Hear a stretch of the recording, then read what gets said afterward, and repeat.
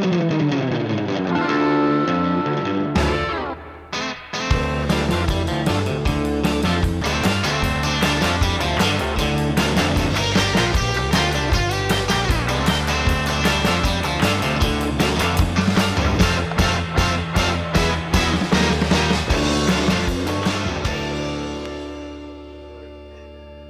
and welcome to Practical Spirituality here in Esha Torah, in the old city of Jerusalem, overlooking the Temple Mount. You know, people are basically messed up. You know, all of us are wounded a little bit in various places, so we all got certain things messed up. Some people are messed up just in broad strokes, like some people are messed up in their ability to create structure and order in their lives. And there's some people are messed up in that they don't know how to move to the flow of life, meaning they're too structured and their ability to flow in life got messed up. Some people, their ability to solve intellectually complex problems is messed up. And so they find themselves constantly relegated to simpler equations in life. And there's other people who are messed up in their way and how they interact. They get uncomfortable around people. They have social anxiety.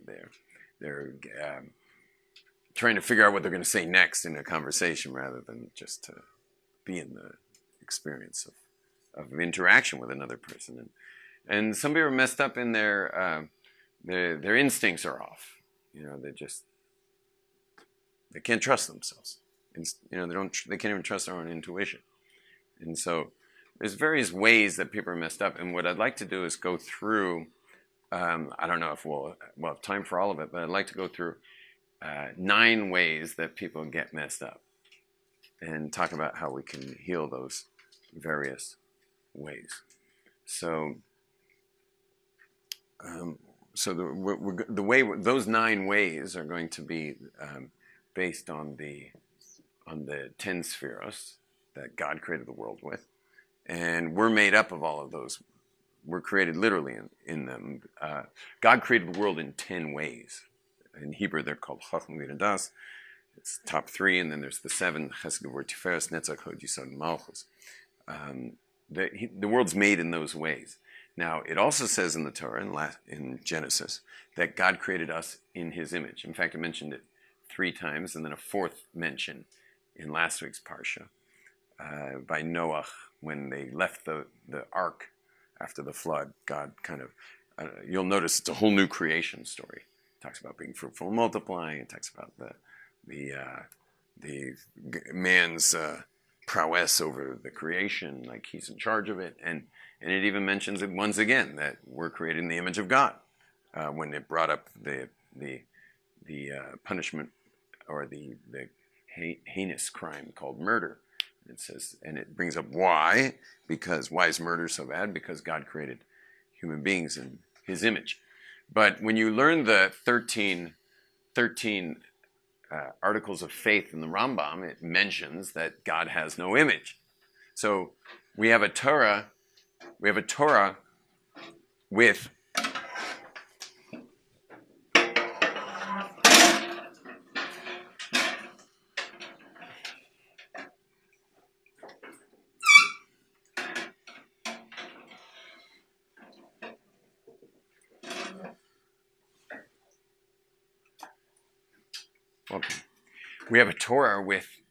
that says we're made in God's image, yet we learn that God doesn't have an image.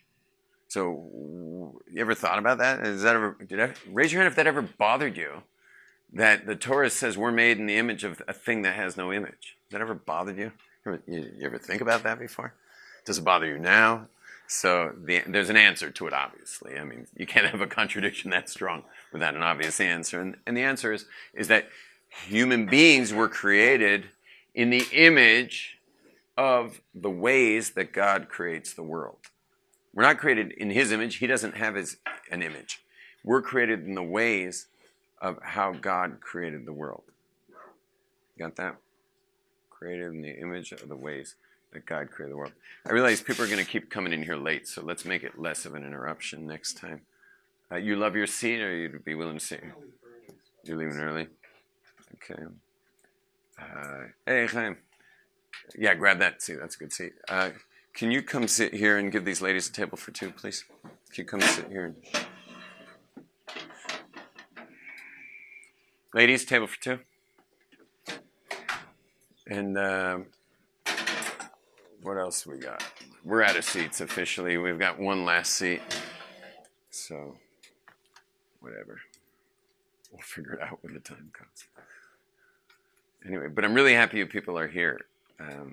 Especially the last ones, the last 5, 6 people who came, because these classes come out of me for you. They're not, if it's something I know already, I would be bored teaching it, because I'm here to learn. And the way I learn best is by teaching what people need, because then stuff comes out of me that I never really knew. And that's why I'm always going into uncharted territory. Like yesterday's class was, a lot of it was uncharted. I'd never been there before. And so now I'm venturing into a realm I've never been before as well, by taking a new angle on something. And what is that something? The image of God. And again, for those who are fresh in the class, we were talking about the contradiction of it saying that man's created in God's image, yet God doesn't have an image. So what is that supposed to mean? And the answer is, I gave the answer to everyone else. What was the answer? You guys remember? Let's see how good you are. What does it mean then? What does it mean that we're creating the image?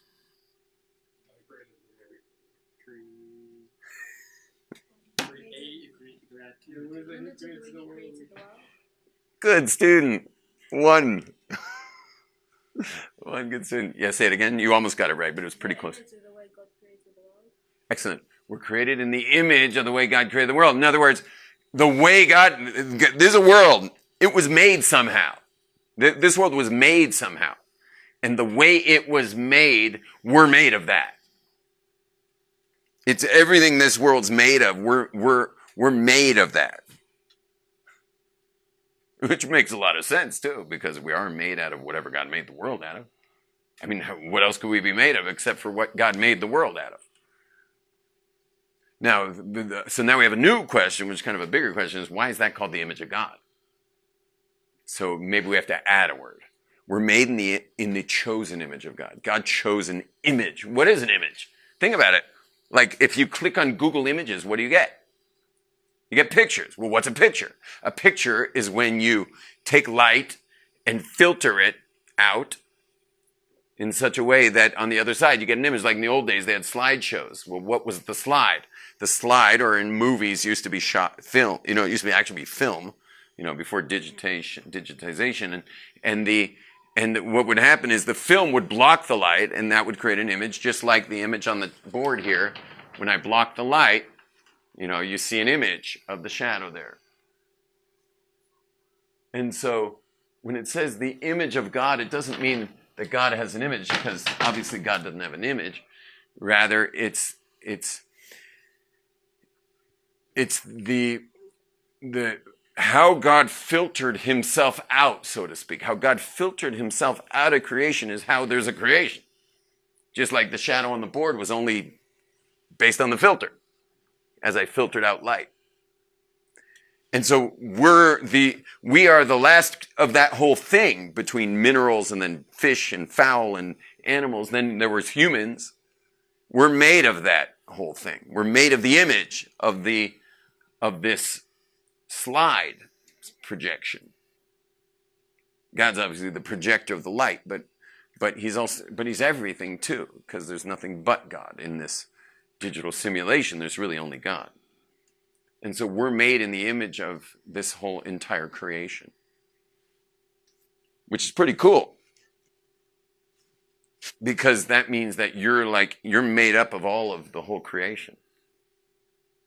And what's interesting about it is those different ways that God created the world, you literally are made of them, meaning Chachma is, when God creates the world, he creates it with Chachma. What's Chachma? Chachma is the sum total of all possibility. That's the word Chachma. Well, think about it. You have a right brain, That's called your associative mind. Well, what's an associative mind? It's your brainstorm mind. Well, what's a brainstorm mind? It's all possibilities. I'm allowing all possibilities. There's no rules in the brainstorm mind. It's just total possibility in the brainstorm mind. And then there's Bina. The second of the 10 is called Bina. And what is Bina? Bina is when you actually break down those possibilities into their, potentialities. Because when you have all possibility, well, that's not going to be very helpful. Like there are people who have this kind of associative thinking who work for Google. But that's not going to be very helpful. They have to send it to the R&D department, research and development, and marketing. Can they market this thing? Can they make it in a way that people buy it without sending the company into bankruptcy for the price of manufacturing it? Because all the possibilities is not going to be helpful. You must have Bina, which now breaks it down into its parts to see if it's something marketable.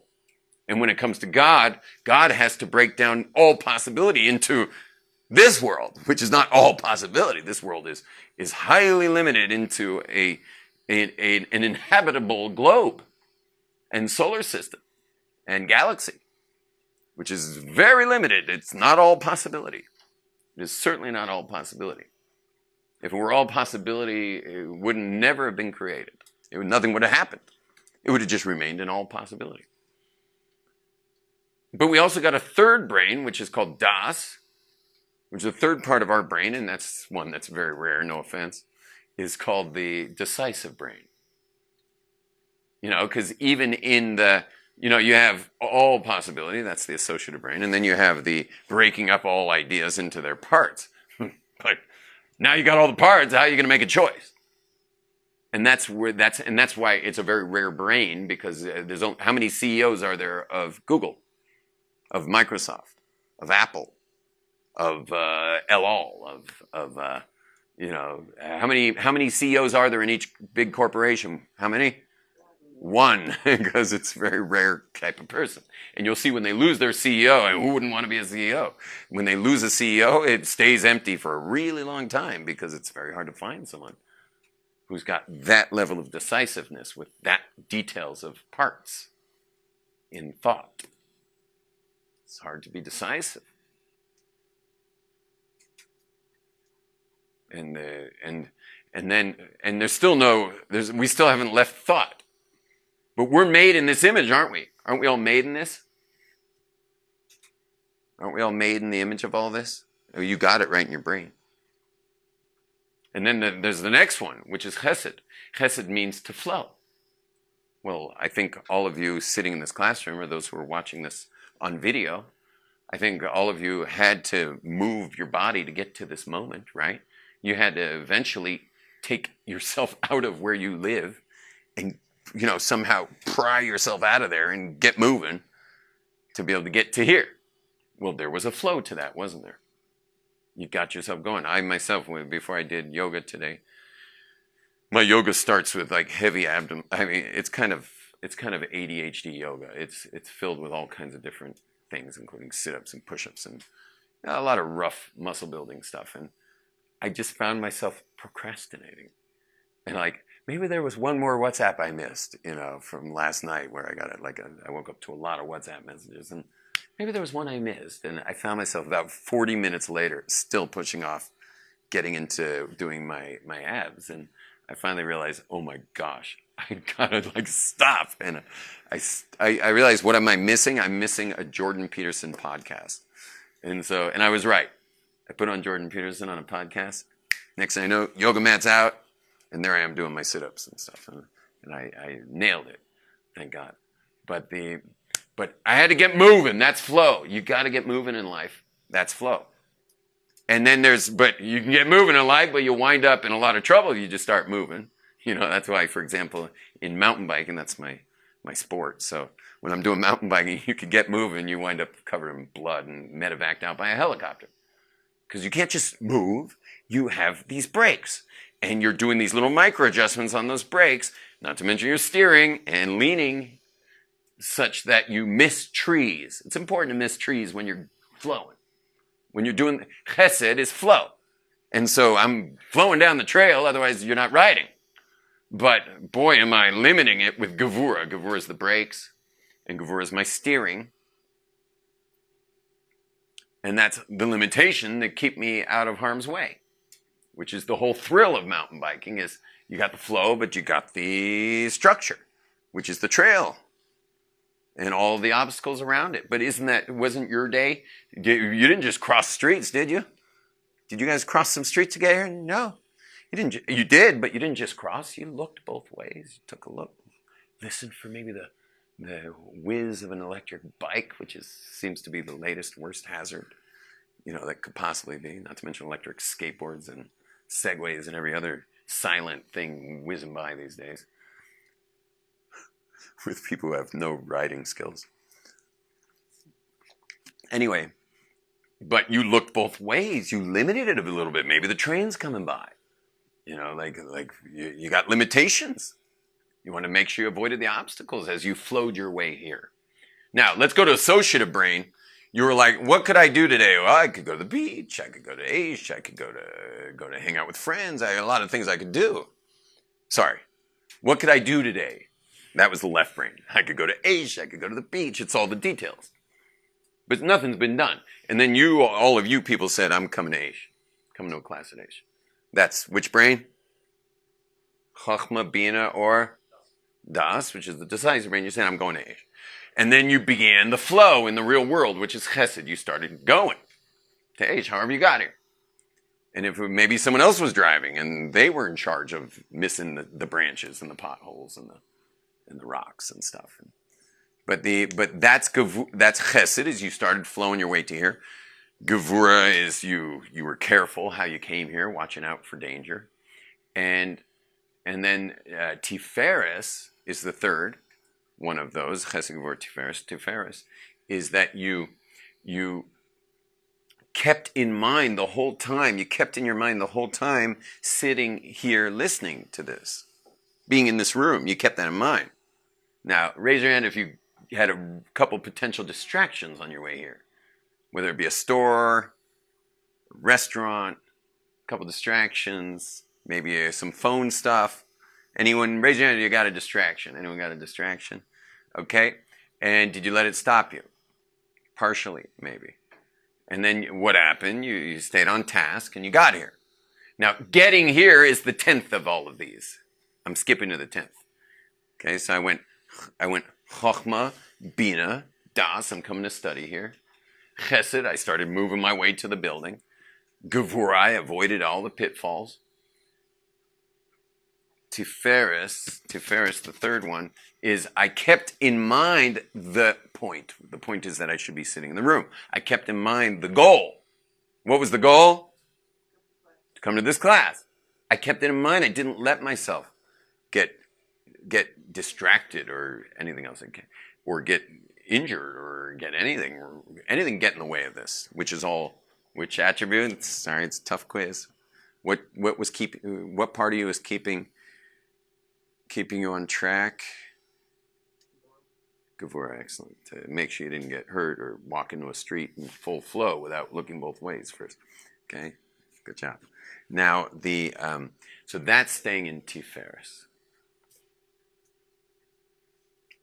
Now I'm going to give you the definition for those who are taking notes. Tiferes looks at Malchus to inform how much Gevura to employ. Tiferes, which we can call beauty, looks at Malchus, which we'll call the recipient or goal, how much Gevura to employ. So let's say, for example, I'll meet somebody. Watch this. Hi, what's your name? Moshe. Hi, Moshe. Nice to meet you. Where are you from, Holy Brother? Muncie, New York. Muncie, New York. Right on. I'll be there in 2 weeks. I won't. What? I won't. Okay, good for you. Very nice. And now we'll try this lady because she already spoke up. Hi, what's your name? Miriam. Shalom, Miriam. Nice to meet you. Now, what did he get? Got a handshake. What did she get? What? A bow. She got a bow. I moved my whole body. Nice to meet you, Miriam. He got a handshake. He got a bow. They both got something. Now, who was the recipient?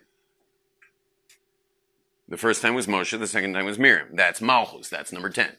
They were the recipient of some kind of flow.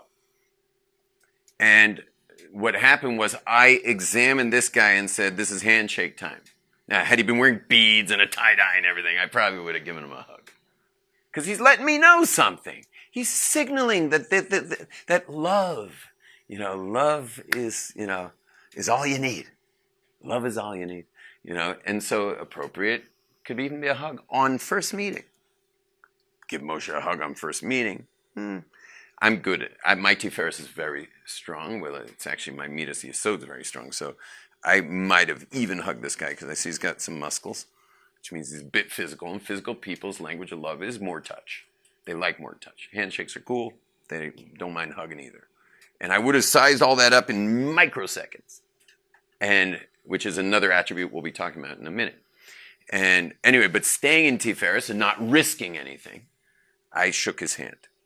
With Miriam, she's a female. In the Jewish world, thank God, we protect Tiferes. We keep beauty always around. Tiferes is beauty and long-lasting beauty. And to keep that long-lasting, to be in Tiferes when it's a female.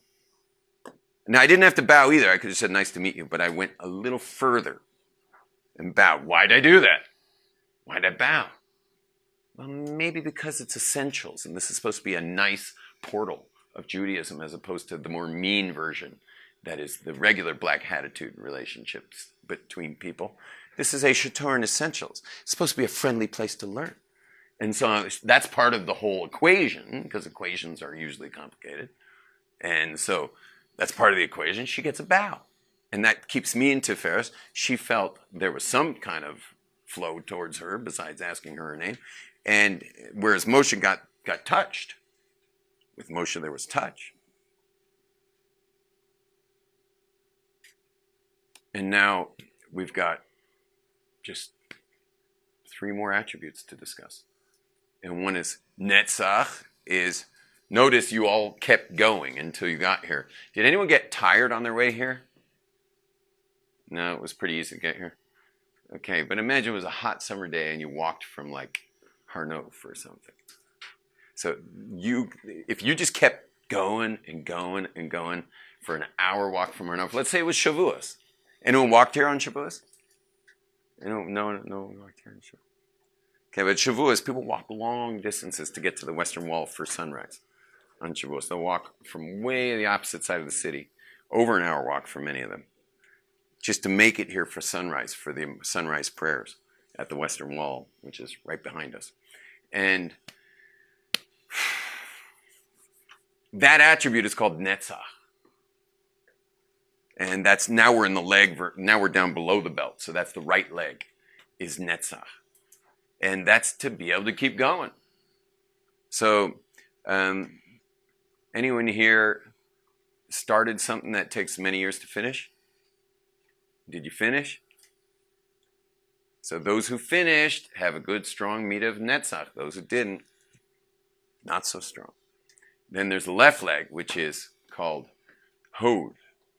And Hod, oh, by the way, I'm going to go back to creation. God's constantly keeping things in check, and we're the recipient. The physical world's the recipient. God's flowing creation into existence via an eternal light. He's limiting it, that's Gevurah, with these parallel worlds that filter the light. Those are called the Oilamos. And the exact ratio of light to worlds that filter is always kept perfectly in Tiferes for us, Malchus, the recipient, to not get blown out by the light or frozen by too much filter. Certain places are highly filtered. Los Angeles is highly filtered. Yeah, people go to LA, like they go to LA with all the best intentions, and you find them a couple weeks later, they don't even smell Jewish anymore. Las Vegas has that same type of thing. And I've actually noticed, I mean, maybe I'm crazy, but I've noticed that when I fly from LA to New York, I sense less filters. And when I fly from New York to Europe, I sense even less filters.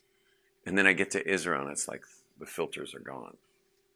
And I feel this natural progression towards God when I'm here.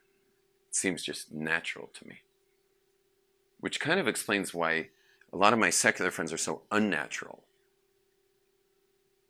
I had these great people in class yesterday.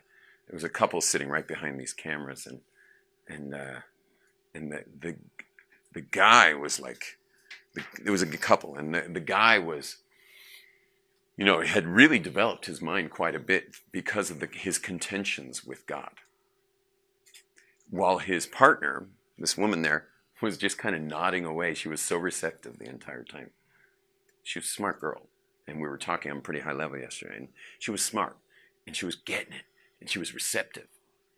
And I said to them afterwards, I see, that you're not Jewish. And she said, how did you know? And I said, because you were so receptive. You don't have anything to lose by God being real. You had nothing to lose. You had only to gain. Whereas your boyfriend, for me to be right about that discussion had major implications for him.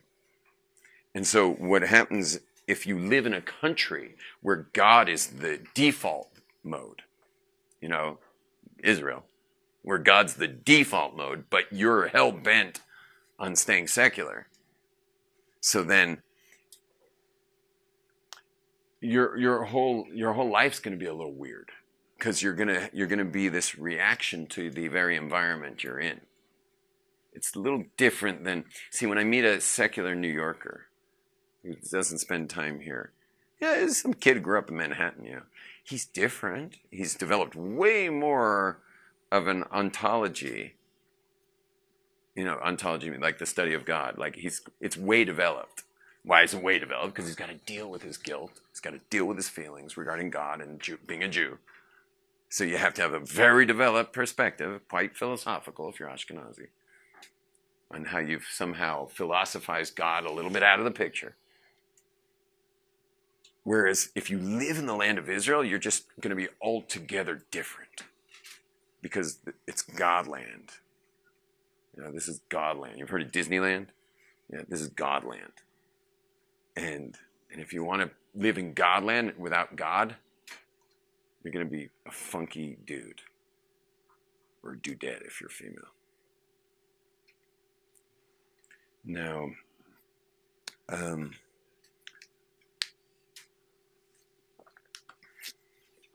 that's Netzach. Netzach is your ability to keep going. So I have a very strong midas in Netzach. That attribute for me is undamaged at all. It's super strong.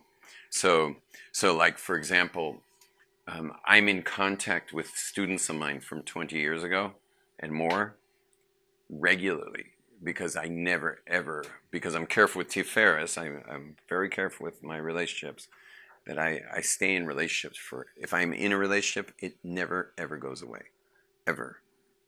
The same relationships I've had all my life are still there. I can WhatsApp people from 40 years ago, plus. I sent a Facebook message to my skateboard partner. We used to skate together when we were 13. And so he got a Facebook message this week. I was just thinking about him. I was watching some of the more radical surf maneuvers in the Pro Tour today. And when I transitioned from skating to surfing, he said it wasn't radical enough for him, because he was really radical. He had a half pipe in his backyard that didn't even have a transition. Half pipes are, it's the steep wall, and then it's a transition, and then the other steep wall. His had no transition. It was just a circle, or a semicircle, which means you have no time to set up your maneuvers. But he somehow had them set up. He was amazing. But he said surfing wasn't radical enough. So I have not sent a message I haven't had one communication with this guy in 38 years. But I remembered his name, and I sent him a Facebook message saying that whenever I see someone now doing aerials on surfboards, really getting radical maneuvers, I said, I think of you each time. I should check my messages. Maybe you message me back. I don't use Facebook messaging much, so I'll take a look. Remind me to see if Brendan Murdoch's in my Facebook messages. Anyway, sorry if I'm getting a little off. Well, that's the thing, is that I'm really good at Netzach, but what's its partner? Anyone know Netzach's partner or counterpart? It's called Hod. And Hod is focus, laser beam focus. And I've got very little of that. I'm damaged on Hod. That's where I'm damaged goods. I got a lifetime of work of staying focused. That's Hod. And what do I mean by focus? So Netzach just keeps going. If you shine a flashlight into the night air, like a regular flashlight into the night air, does it keep going? Of course it keeps going, but it also what? Scatters. So you can see the beam for a little while, but it's gone pretty soon. What's another kind of flashlight where you see the beam? Is the limit's only your eyes, not the beam. What is it? Laser beams.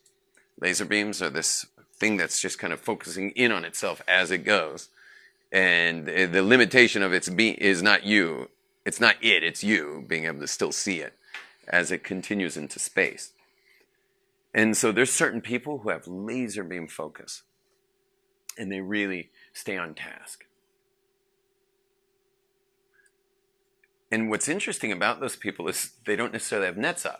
So they'll stay on task, but the task may change.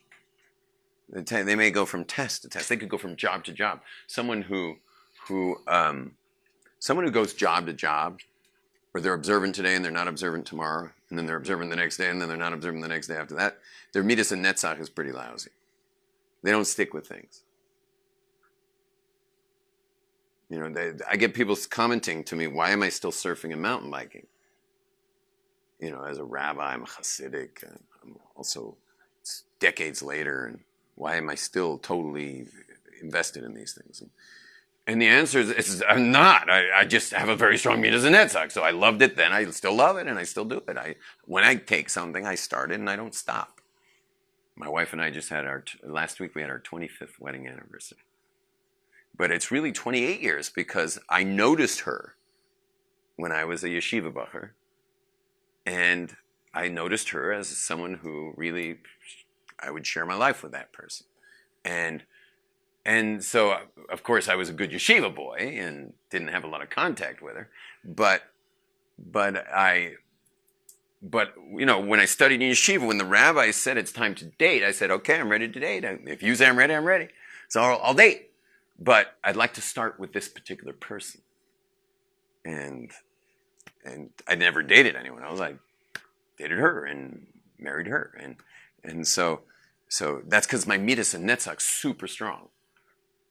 But the fact that I could come home late perpetually is a lack of which attribute?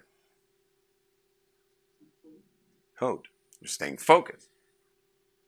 Because I'll get some SOS, the phone rings, I'm like literally walking up the street to my door. And I'm there, you know, I'm going to be on time and everything. And phone rings, and it's someone in some serious situation, and it's time sensitive, and it's got to get dealt with now.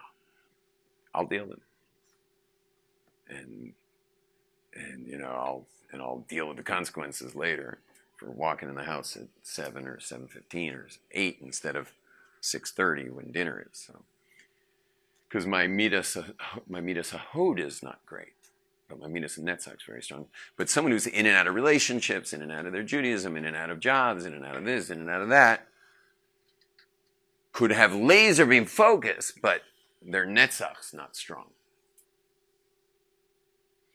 And the last one that we've got to deal with is called Yesod. And Yesod is by no coincidence the genital part of the body, and as far as, because all of these are right brain, left brain, decisive, the center brain. Right arm's flow, left arm's gevura, limit. Chest is tiferes, staying in connection, meaning looking at the recipient and making sure gevura is putting the right amount. With Moshe, less gevura is necessary. With Miriam, more gevura is necessary. You understand? That's tiferes. But Netzach is, once you're going, keep going. God didn't just create the world, because then the world would create and then disappear. He created the world in such a way it perpetuates. What attribute is that perpetuating? Netzach, very good. But at the same time, he's got this place in the same exact focus at all times, which is Hod. And then, and that's, by the way, the Kohen. Each of our shepherds, right? Who are the shepherds? Abraham, Isaac, Jacob. Moses, Aaron's Hod, because he had to do the work in the Holy of Holies. He had to go in to do a major, seriously sensitive military operation. Not military, he's not there to kill anybody. In fact, he's the one who could get killed mostly. But the details of a Hodnik who could handle a military operation is the attribute of Aaron, the Kohen, who can go into the Holy of Holies and keep his head together in highly stressful situations. Because, imagine going into the Holy of Holies. Your mind is being blown over and over again by the experience there. Yet you have this extremely detailed task while your mind's being blown. And you have to let go of all sense of self. The part of you that just wants to say, whoa. Because the second you say, whoa, you'll have a cardiac arrest. Like, literally, you cannot be in there with a sense of self. Which is interesting, because the word Hod also means to give thanks. And what's giving thanks? It's letting go of the self to recognize someone else was the benefactor. It's a letting go of self, Hod, giving thanks. Having gratitude is, you're not the source of everything. Someone else gave this to you. And so you say, Todah, Hod. Anyway, so the last one we got to deal with is called Yesod. And Yesod is the actual USB cable interface between you and the world, which is very similar to Tiferes, but notice it's in the middle. Tiferes is the heart, and Yesod's in the middle too. And so is decisiveness. And Yesod is, how do you interact in the end?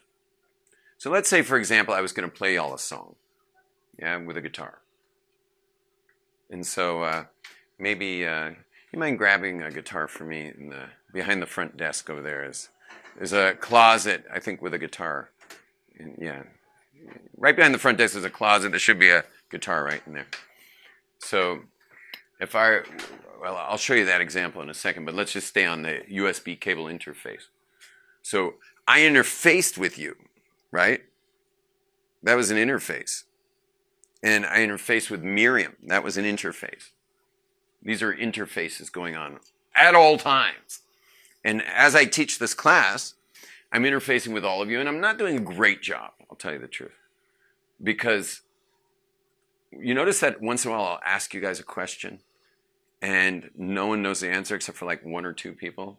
And why am I asking it? Because I just said it like probably within the last 2 minutes. And meanwhile, you ain't got nothing to say because you don't even know what the hell I'm talking about. And meanwhile, I've been explaining everything. Thank you. I've been explaining things what I feel is perfectly. Yet you don't know what in the world's going on in here. And so you're all looking at me right now like, are you calling me a dummy? And the answer is no, I'm calling myself a dummy.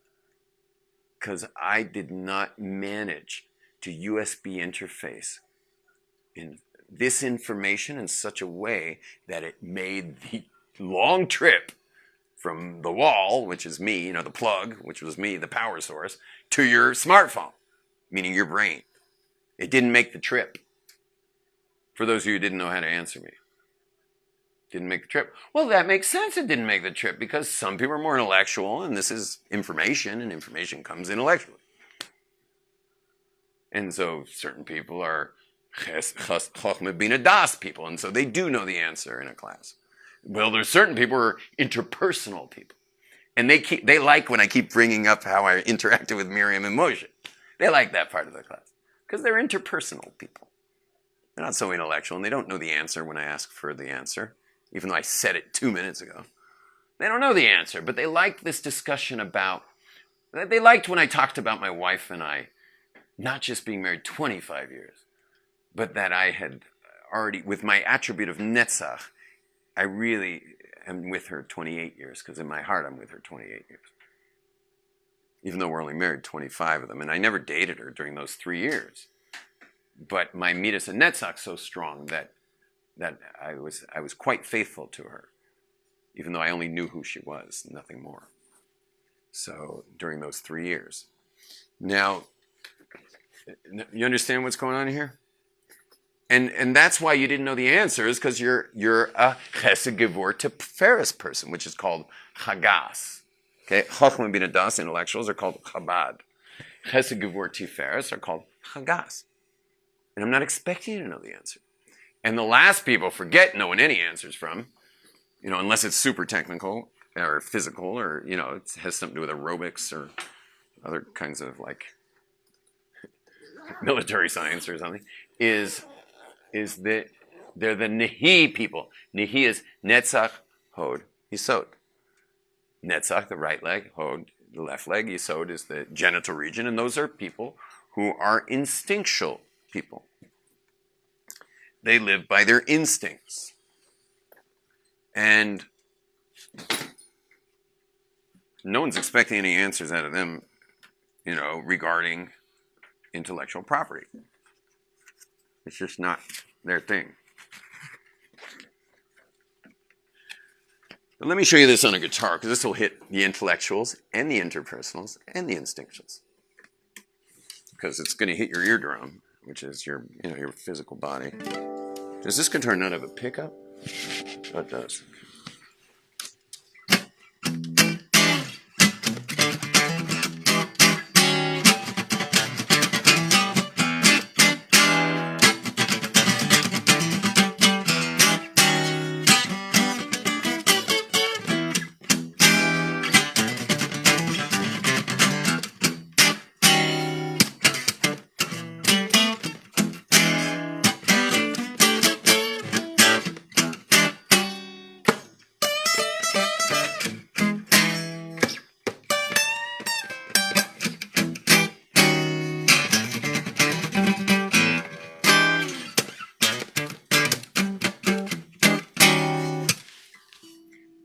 Anyway, if I just played the guitar with open strings, now don't forget, everything I was just doing was being run by here. Flow totally, I had no idea where I was going to go with that. But enough structure that I decided to do some kind of funky rhythm and blues type thing, which was, there was a decision made. But my right brain's very strong, just like my flow is very strong, which like my chesed is strong. You're generally strong on one side or the other. Everyone's stronger on one side or the other, so I'm stronger on the right side. Associative, flow, netzach, meaning perseverance. I like something, I'll do it forever. Okay, which is part of the reason why I'm playing guitar, because I picked up the guitar as a kid, mostly out of a fear of rejection, and everyone likes a guitar player. Who's going to reject a guitarist? So, anyway, but watch what happens now. I make the strings flow. Tell me, how does this sound? Nice or not nice? That doesn't sound nice. Does that sound like it's beautiful? It's not beautiful. It's out of what? Tiferes. Remember we said beauty is? Let's start. You guys look alive, okay? Everyone say Tiferes. Is this in or out of Tiferes? In or out? Yeah, say, Rabbi, you're out of Tiferes. Try that. Rabbi, you're out of Tiferes. Now, what did I do by letting all the strings flow? You can even see them moving. That is flowing, man. That's 440 oscillations per second there. Full flow. I don't even know what that one is. It's 300 or something. Oscillations per second. Now, what are they flowing between? This bridge, you see that white piece there? That bridge, and that bridge. Full flow. And it sounds horrible, and that's why flow, the attribute of chesed, is generally destructive. Like a tsunami, for example. By the way, when you're studying Kabbalah, get rid of your regular definitions. Chesed doesn't mean you're delivering cookies to the neighbor, okay? In Kabbalah, chesed means full flow. And it sounds terrible. And a tsunami is full flow. See, the seashore is normally what attribute? The seashore. That's the relationship between the sea and the city, is the seashores, that's Tiferet. But the seashore is usually chesed or, what is it? No, it's gevura. The seashore keeps the water back so people don't die. That's the job of the seashore. It stops the sea from coming in. But when there's a tsunami, what attribute is that? That's chesed. Full flow, just like the strings. That's chesed. Now, this is one bridge, that's the other bridge. But what if I use my fingers and make an artificial human artificial bridge, skip the E string, hit the A string, and do this? How's that sound?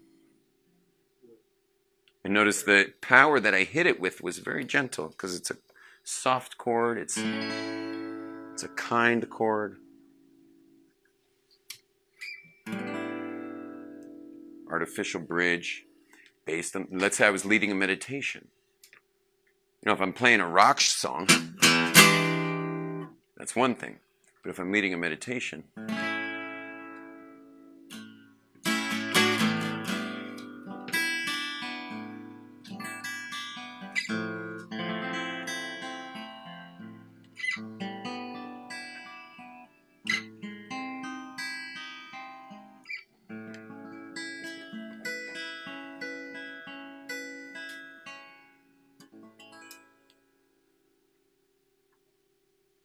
might as well burn some incense since we're, if we really want to be into Ferris, we could burn a little incense. I don't know how much I have left of this stuff. Oh, I have some. Okay, you're in charge of incense. Just press that button once in a while. What? What is this? That's my little Lavona burner. I carry around an incense burner. The Jews are very into incense. I mean, we had 11 spices, you know. So this is one of the more popular spices from the Temple Mount, the temple. You can press the blue button till they'll smell it in the back after a while. Just once. Just enough. Yeah, just let it go on. You can see it burning.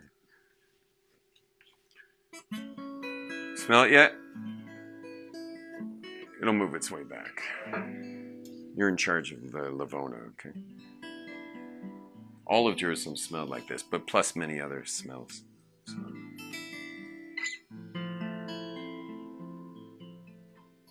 So by me, what am I doing though? My fingers here are gevura because they're limiting flow. But they're limiting flow based on the recipient, which is you. That's Malchus. That's the 10th. And I'm choosing what to play by making sure what I play is relevant to you, which is the USB cable. That's Yesod. So what I would play would be based on you. One of the greatest Yesod bands in history was called the Grateful Dead. And the Grateful Dead was a band that's their USB cable was so strong that people in the audience, which could be 30,000 people strong, would actually write down a song and then pass it around to get enough people conscious of that song so that the band would start to play it. And when they played it, the crowd would go bananas that the band got it. They got the message. That's how in Yesod. Today, bands, they have their own set list. They're connected to some light system, all on a computer. It's like they can't even play, the guitar solo can't double his guitar solo because it would mess up the whole lighting for your little digital show. But, you know, back when music concerts were actually just a band playing music with a light guy, you know, just doing his best over there. The band would actually play the song that the crowd wanted when enough of the crowd started thinking about the song. And that was Yesod. And that, in a way, for many of us is love. Like, wouldn't you wish that your spouse could guess what you need before you asked for it? Wouldn't that be cool? A lot of females want that. And he should know what I want before I request it. Yeah, which is cruel and unusual to husbands. Because we don't know what you want before you want it. You must ask. And just ask. And you will get. But sitting there just shooting yourself in the foot all day trying to hope that he knows what you want. You know, when poor guys, you know, he's just a guy, you know, like, give him a break. You know, like, that doesn't make it more romantic. It would be sweet if it happened sometimes. It's a bonus. But that's not where romance is. It's extremely romantic to have someone guess what you need But it's a great way to ruin your life because you'll just sit there going, he doesn't get me. And it'll be a perfect way to never have love and to always want it. See, most people prefer to want love than have it. I'm not going to go there now for a while, but most people prefer to want it than have it. And when they have it, they have to shoot themselves in the foot. So one of the common ways women shoot themselves in the foot is, why didn't he know? Why couldn't he have figured that out? And so, whereas a woman who truly has good marriage would say, the advice is, always tell your husband what you need. Straight out. Not in hints, not in poems, not in passive-aggressive text messages. But just be really straight with what you want, and especially with what you need. Just tell him straight. And then you'll have a beautiful life. You'll have an amazing marriage. And you'll stop shooting yourself in the foot and playing dramatic games to make yourself miserable so that you can want love instead of have it. Now, so now to go through it all is I have to make decisions before I strum this thing. That's the head. And I can be in a kind of flow with that. Or I can be very structured with a set list. Sorry, I can play anything. That's chachma. But there's a list of things I know, and there's stuff I don't know, and that's bina. I have to know that list. And then I can make my decisions. That's das. Okay, everyone say chachma.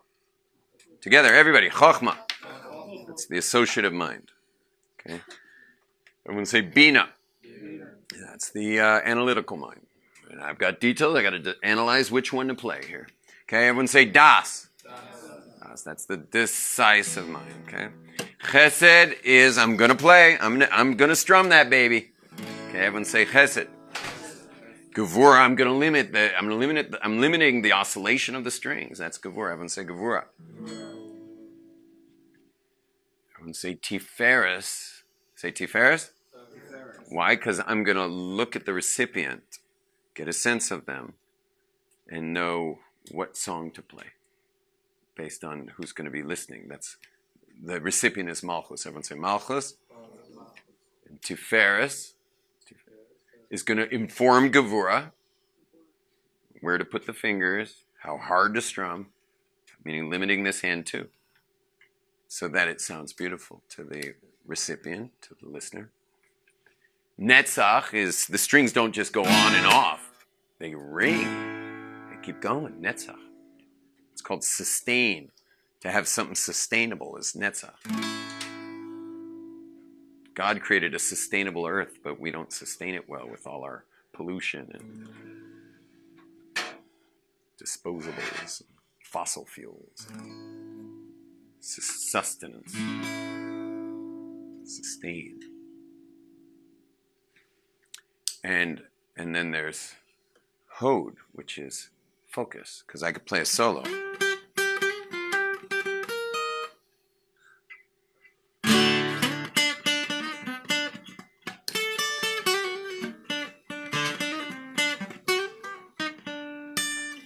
So there I'm soloing. I'm very pinpointed, laser beamed onto specific strings. That's a very hod move to make, is to play a solo. And Yesod is that I really get you guys. Now that'd be very hard because I got like the seminary girls, and then I got like this dude back there, Bryce. Like Bryce probably just wants to hear like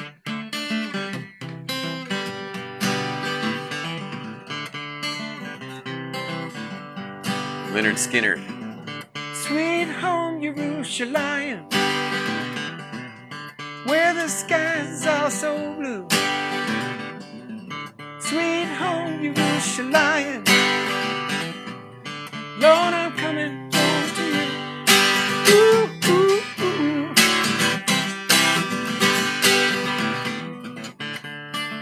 So it's really hard to be in Tiferes with a group like this because there's a lot of recipients.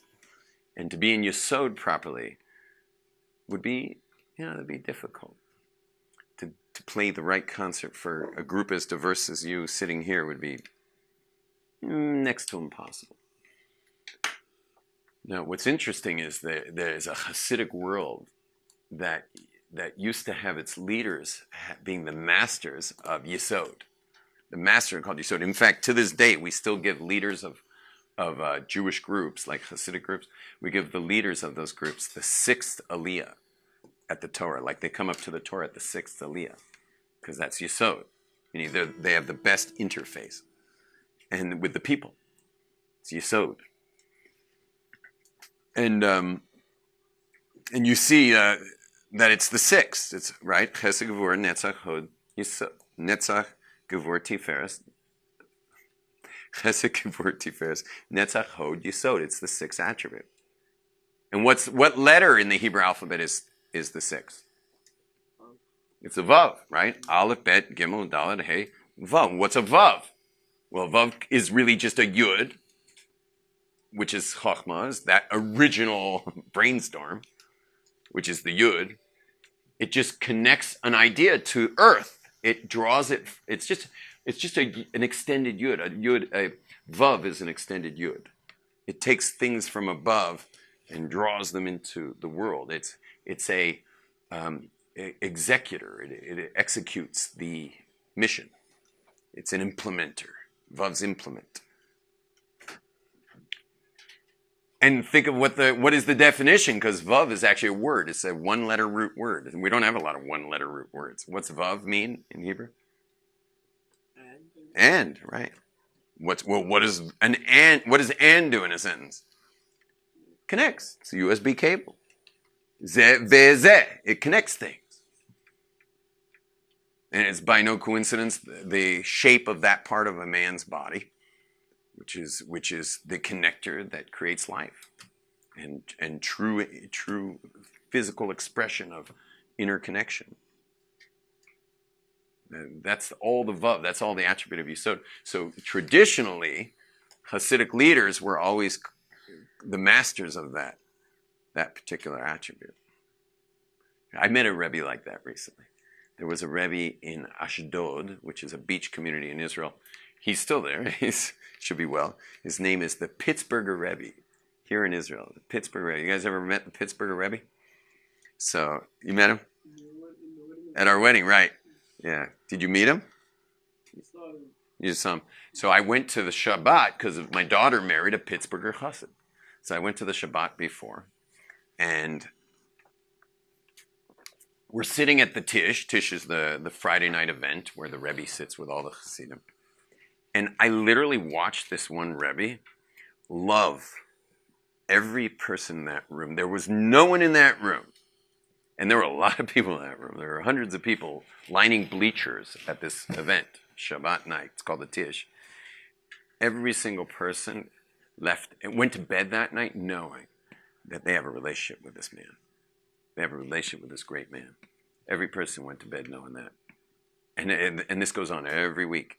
No matter how many people they develop, because there's a lot of babies being had and they're growing up. Meaning even little kids got their time with him. Everybody, no one left the room. Not even the little parentia rats down there, like in between the bleachers, playing games with their friends under there. They all had their moment with him. He was the ultimate example of Yesod. But today, there's many Rebbes today have no relationship whatsoever with their Chassidim. Now, sometimes that's just a function of how many people there are. There's 80,000 of them, and they could throw an event on Friday night that could have as many as, how many people could be at one of those things? Chaim, how many people could you see at such a thing? Usually 1,000, but like a Yom Tov or something. A few thousand people. And if it's bells in that giant place, it could be 10,000 maybe. So good luck with that. But anyway, that is the job of the Rebbe, is that level of connection with the people. To be a person who can look someone in the eyes and know what to say, and know what advice to give, and how to carry that person's load for them or with them for a moment, and give them a sense that they're not alone with this, and that it's part of a plan, and it's not all bad. It's part of bigger and better picture that they've just got to get through to see it, to be able to see it. Sometimes we're standing so close to, sometimes we're standing so close to the wallpaper that, we're just kind of staring at it like this, and we're just like, why does my life suck? And then you go speak to someone who's standing like more like here. And sometimes it takes you to speak to that person. So they grab you by the back of your collar and they're just like, pull you away from it a bit. So you're just like, oh, yeah, there's a bigger picture. And that's a yesod kind of thing to do for somebody, is to connect to them like that, and help them see that. Okay, should I play you guys a little song? Before we do the song, which I have no idea what song I'm going to do, but before we do for y'all song, because we do have a guitar here. Can't have a guitar without a song.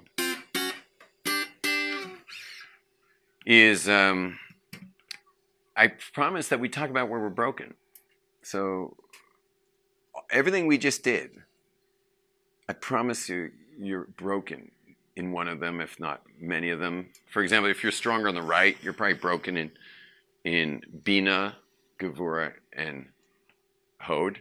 If you're stronger on the left side, if you're more of a structured type person, you're probably a little broken on your going with the flow, meaning being able to think out of the box and being able to deal with God throwing curveballs, because God does throw curveballs all the time. Meaning, we have a saying: we make plans and God laughs. And then and also perseverance, to be able to stick with one thing for a long period of time. That's probably where you're broken. And some people are not too many people are broken in the middle. Most people aren't anywhere near the middle. I told you, it's very rare individuals who are going to be either Das, Tiferes, Yesod. There's only one Rebbe for thousands of Hasidim. He's really got that attribute. And then Malchus is not really an attribute. It's the goal. It's the recipient. Now, what your goal in life is, as you grow, is to celebrate who you are, meaning celebrate the attributes you're good at.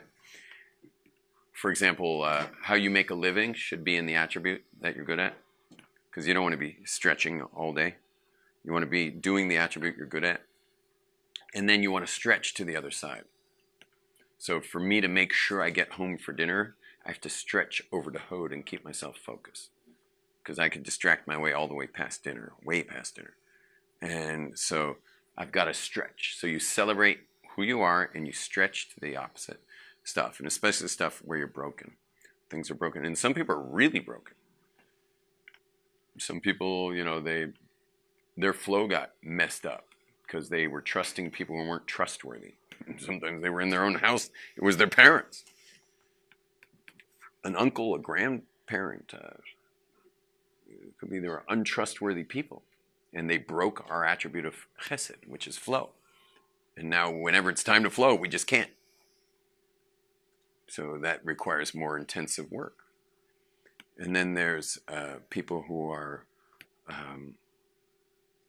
the opposite. They were given too strict a situation, and they only know things when it's overly structured, but they don't know how to deal with free time, for example.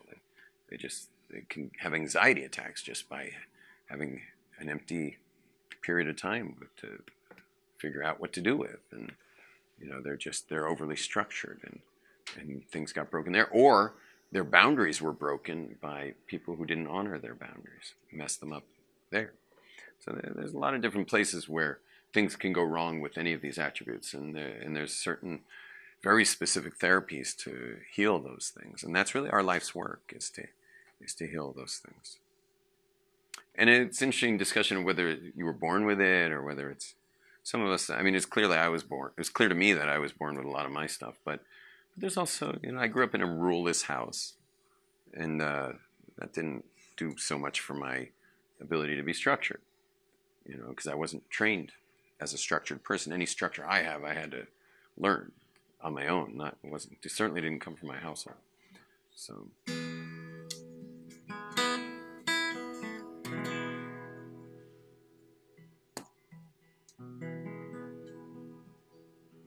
And those of you listening to this in the USA, I'll be in the USA. Feel free to fly in to the East Coast.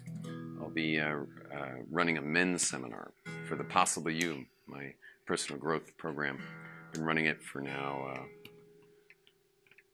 I keep saying 18 years, but I think I've been saying that for a few years already. I've been running that for 18 years, and I've over 8,000 graduates, which I've also been saying for a while.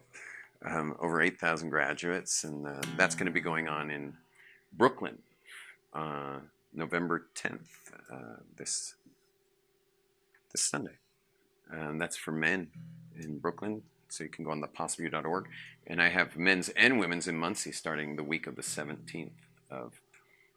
So anyone in the tri-state area can get over there. And if you're not from the tri-state area, you can fly into New York, get yourself a hotel room, and have the ride of your life, because it is just one of the most amazing experiences ever. So that's going on next week. Okay, here we go. What are we going to do?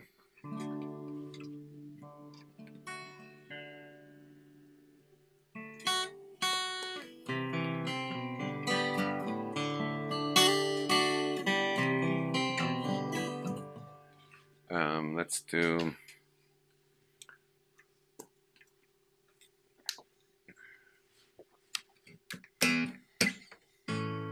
You do one of my brother's songs.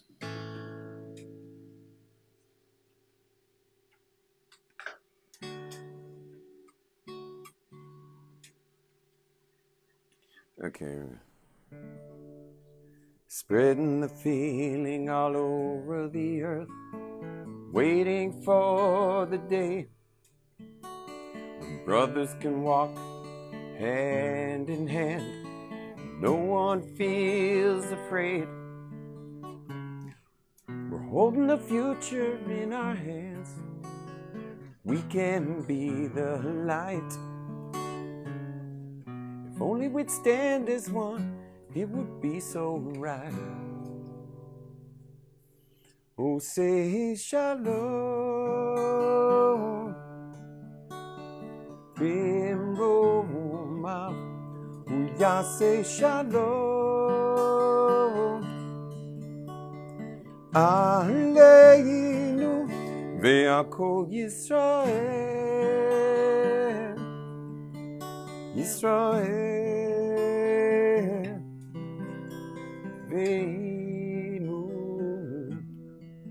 Amen. Tell all the people that share your life, let your love shine through. Make sure to mention from time to time how much they mean to you. With all of our hearts we call to you, knowing you're here somehow. Like never before, we need you here right now. Who say shalom, Bimoma, who ya say shalom, Aleinu, Ve'ako Yisrael, Yisrael, Ve'inu. Amen. You guys want to sing? Yeah? That's enough of that, I think. Another song? Yeah, you like that? It's my brother Sam. He did another nice one called Kol Ha'olam Kulo. It's also short and to the point. How's it go? It's a bridge. It's a bridge. It's a bridge that is long and narrow, that we cross each day and every year. It's a bridge that is long and narrow. When we cross, there is no need to fear. Kol ha'olam kulo gesher tzar me'od. Kol ha'olam kulo gesher tzar me'od. It's a dream that we are fulfilling every time we take another step. Though our feet sometimes are unwilling, we press on, knowing you are near. Kol ha'olam kulo gesher tzar me'od. Kol ha'olam kulo gesher tzar me'od. והעיקר לא לפחד כלל, לא לפחד כלל. Just remember not to be afraid at all. Not afraid at all. Want to sing? It's a bridge that is long and narrow. Try it. It's a bridge. Come on, everybody. That is long and narrow, that we cross each day and every year. That we cross, come on, brace. Each day and every year. It's a bridge that is long and narrow. Come on, sing it out. It's a bridge, cross that bridge. That is long and narrow. When we cross, there is no need to fear. When we cross, there is no need to fear. Yeah, yeah, yeah, yeah. Kol ha'olam kulo gesher tzar me'od. Try it. Kol ha'olam kulo gesher tzar me'od. Kol ha'olam kulo gesher tzar me'od. Kol ha'olam kulo gesher tzar me'od.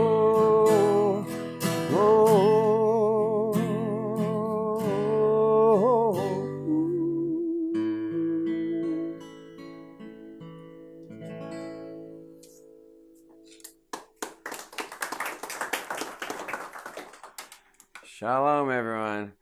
Shalom. If you enjoyed watching this, well, watch some more, send it, click it, forward it, join it, subscribe to it. You know, keep coming on and joining me in this amazing movement to make a big difference in the world. And the biggest thing you can do of all is to join the YomTovMediaClub.com. Please go online, YomTovMediaClub.com.